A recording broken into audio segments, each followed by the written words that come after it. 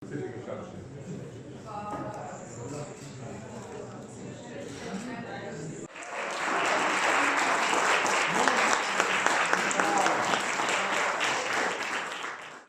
zares, ena velika hvala vsem volivkam in volivcem, da so vzeli to sporočilo zares. So vzeli zares sporočilo, da se referenduma udeležijo. Da se ga udeležijo tudi tisti, ki ga v resnici sploh niso hoteli. Ampak da se ga tisti, ki ga niso hoteli, udeležijo v čim večjem številu, pridejo in jasno dajo svoje sporočilo politiki. Politika ni izvoljena na nobeni strani zato, da ovira in blokira del države. Ampak da ima politika en sam cilj in to je, da dela v korist ljudi. Vseh državljank in državljanov. Današnje sporočilo je bilo jasno in glasno. Ne samo udeležba. Predvsem to, s kako prepričljivo večino so ljudje povedali politiki, da se neha pecati iz države in naj začne upravljati tisto nalogo, za katero so jo ljudje izvolili in za katero jo ljudje plačujejo. In to je, da začne delati v korist ljudi in za prihodnost. Jaz si samo želim dve stvari. Da je danes politika spoznala to, da se z referendumi ni zaigrati. In da referendum niso priročno orodje za izživljanje političnih frustracij zaradi porazov, ampak so referendumi najvišja oblika demokracije, na kateri ljudje povejo politikom, kaj se o njih mislijo. In danes so zelo jasno povedali, kaj si mislijo o predlagateljih referendumov. Ne pričakujem, da bo kdo odstopil, tudi v penzijo najverjetneje nihče ne bo šel, saj ne še jutri. Pričakujem pa, da bodo politiki vzeli zares in ne bodo na teh treh zakonih, ki imajo tako jasno voljo ljudi, vlekli potez samo z namenom, da to voljo ponovno zaustavijo. Pričakujem, da bodo politiki ponižno sprejeli to, kar so danes ljudje sporočili.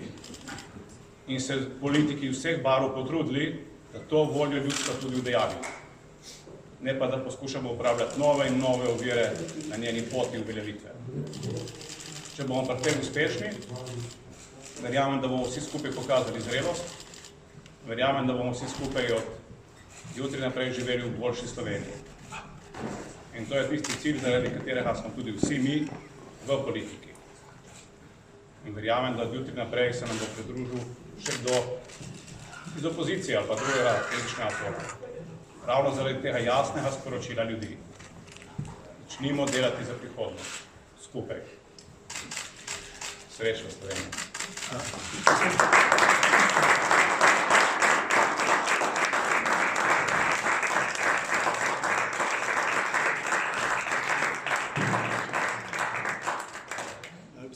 Eden od referendumov seveda je bil tudi zakon o vladi, ta zdaj prinaša spremembe v vladni strukturi, torej kakšne spremembe sledijo, bo gospod Luka Mesec ostal na ministrstvu, ki ga je vodil doslej, se seli na novo ministrstvo, kakšne bodo tu torej kadrovske poteze?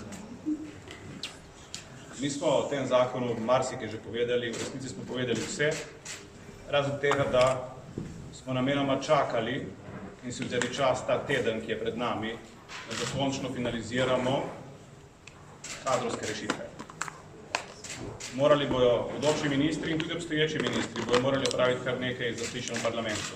Po enem od scenarijev celo 10 ministrov odhaja v parlament na zaslišanje.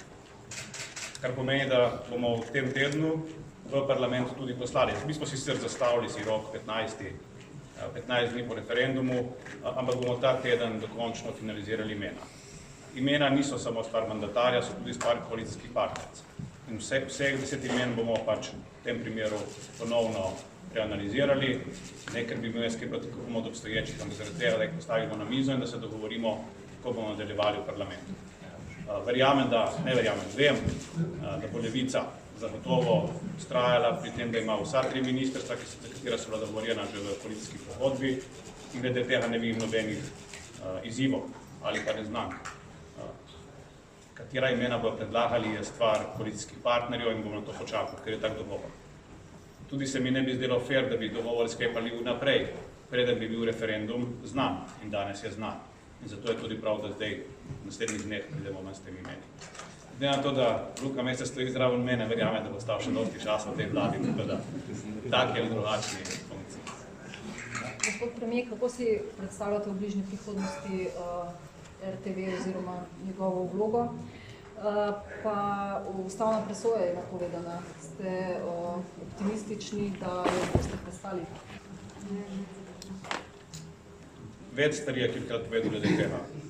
Prvič, zakon o RTV je po mojih informacijah bil daleč največjo podporo ljudi. Jaz verjamem, da nekaterim v tej politiki na desni strani ni mar za voljo ljudi. Ma mogoče bojo tokrat razmislili in se bojo vzdržali potez, ki so vnaprej obsojeni na neuspeh in ki v resnici ničesar ne zadržijo. Z tega vidika računam, da bojo vsaj v tem trenutku premogli del ponižnosti in predvsem treznosti. Ampak ja, pri nekateri se nikoli ne ve.